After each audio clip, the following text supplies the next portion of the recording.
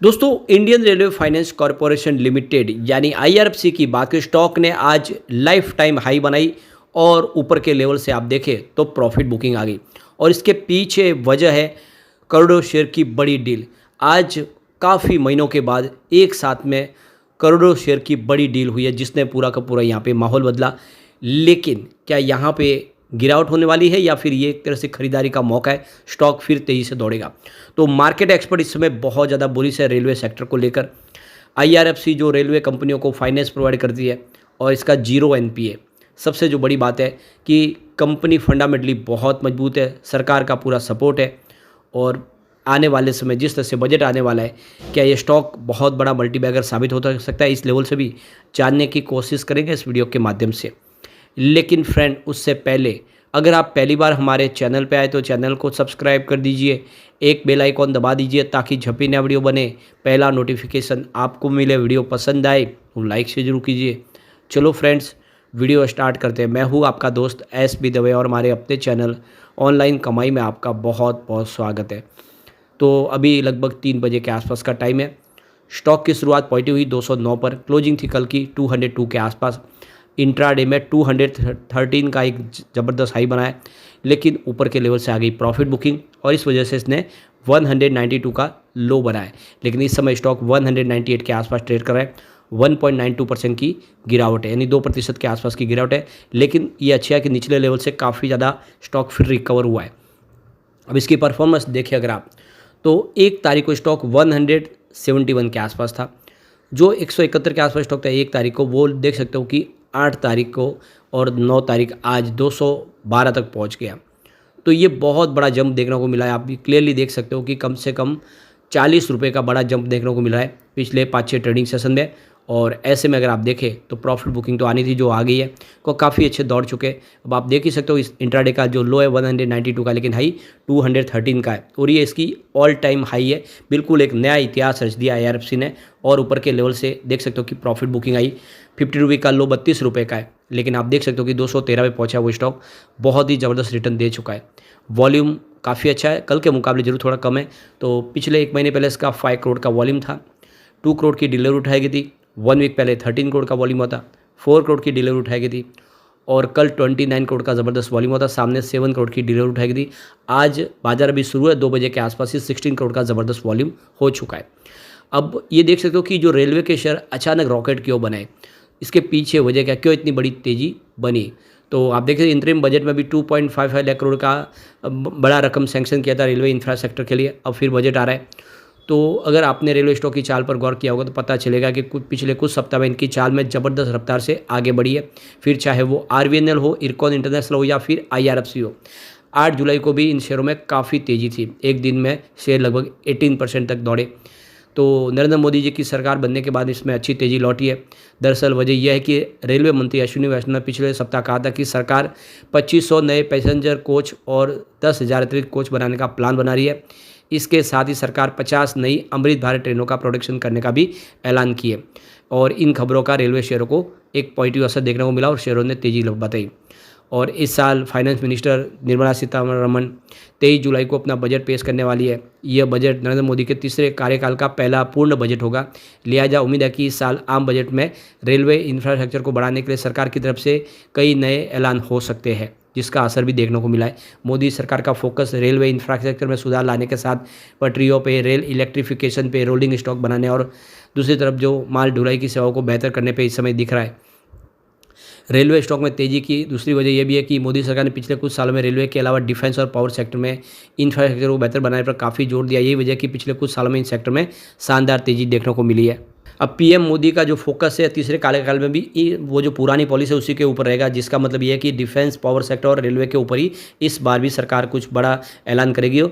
तो railway stock पर अगर हम ब्रोकरेज फर्म गोल्डमैन सैक्स की राय को जाने तो उसे उम्मीद है कि मोदी सरकार आगे भी रेलवे इंफ्रास्ट्रक्चर को बेहतर बनाने के ऊपर काम कर सकती है, जिसका असर आने वाले समय देखने को मिल सकता है।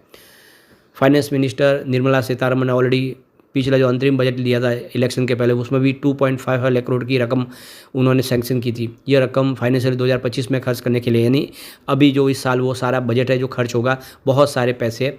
पिछले साल देखो जो बजट था वो 2.40 लाख करोड़ का था, तो उसमें काफ़ी अच्छी वृद्धि की है। जिससे जो इस बार भी जो है बिजनेस बढ़ता हुआ दिखाई देगा। रेलवे सेक्टर के लिए जो भी इंफ्रा कंपनी उनके लिए भी काफ़ी अच्छा मौका है। तो अभी देख सकते हो कि अभी बहुत तेज़ी बन चुकी है, उसके बावजूद भी जो मार्केट एक्सपर्ट है 10 शेयरों में खरीदारी की सलाह दे रही है। जो 10 पीएसयू स्टॉक है इस ये काफ़ी अच्छा कर सकते हैं, जिसमें IRFC भी शामिल है। तो 10 रेलवे और पावर स्टॉक में निवेश तो जिन्होंने किया उनको ज़बरदस्त रिटर्न मिला है, लेकिन केडिया कैपिटल की तरफ से 10 स्टॉक में उन्होंने खरीदारी की सलाह दी है जो आने वाले समय में और भी शानदार प्रदर्शन कर सकते हैं।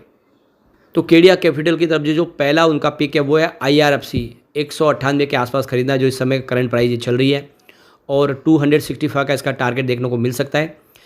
तो देख सकते हो कि काफ़ी बेहतर रिटर्न की संभावना बन रही है। इसका जो दूसरा उन्होंने स्टॉक सजेस्ट किया हुआ है पारा केबल्स, ये पैरामाउंट कम्युनिकेशन के नाम से जाना पहले। तो ये आप देखो कि 80 रुपये के आसपास खरीदना, 105 का टारगेट उन्होंने दिखाया है। तीसरा स्टॉक यहाँ पे देखें तो IRCTC है, 1040 के आसपास खरीदना है, 1280 का टारगेट है। तो क्लियरली यहाँ पे खरीदारी की सलाह बन रही है। इसके अलावा इरकॉन इंटरनेशनल में खरीदारी की सलाह है, 318 के आसपास खरीदना है, इसका जो टारगेट दिया 380 रुपये का है। इसके अलावा देख दो कि HBL पावर जो 600 रुपये के आसपास खरीदना, 700 का टारगेट उन्होंने दिया है। इसके अलावा केडिया कैपिटल की तरफ से TD पावर में खरीदारी की सलाह दी है 408 के साथ में, 500 रुपये के टारगेट के साथ खरीदारी आपको करनी चाहिए।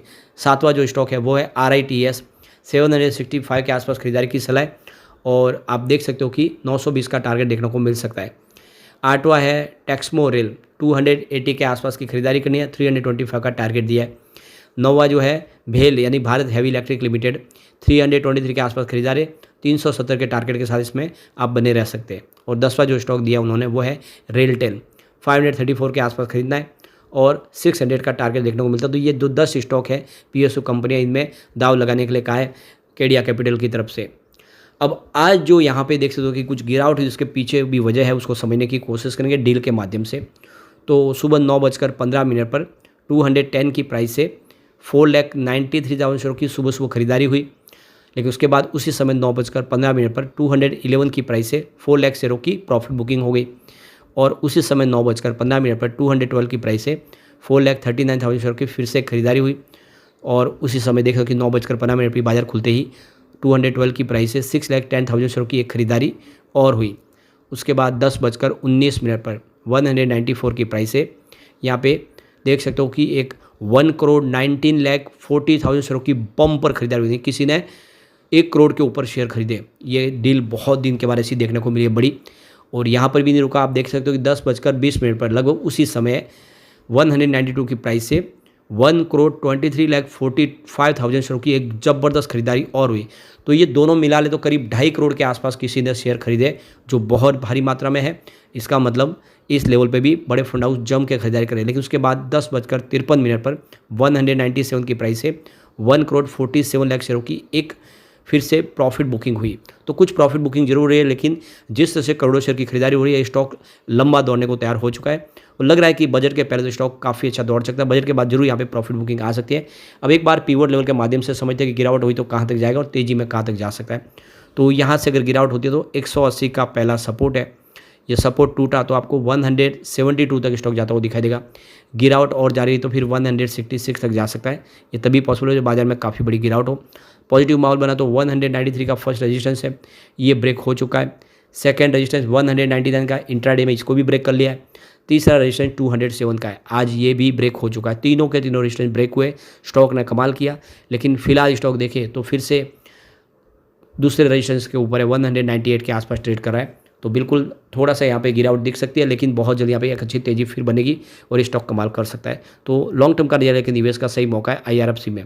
लेकिन फ्रेंड, कोई भी इन्वेस्टमेंट करने से पहले अपने फाइनेंशियल एडवाइजर से बड़े ले ले या अपना खुद का रिसर्च करें, क्योंकि मैंने वीडियो आपके एजुकेशनल पर्पज़ के लिए ही बनाया। वीडियो पसंद आए तो लाइक से जरूर कीजिए और चैनल को सब्सक्राइब कर दीजिए। Thank you friend.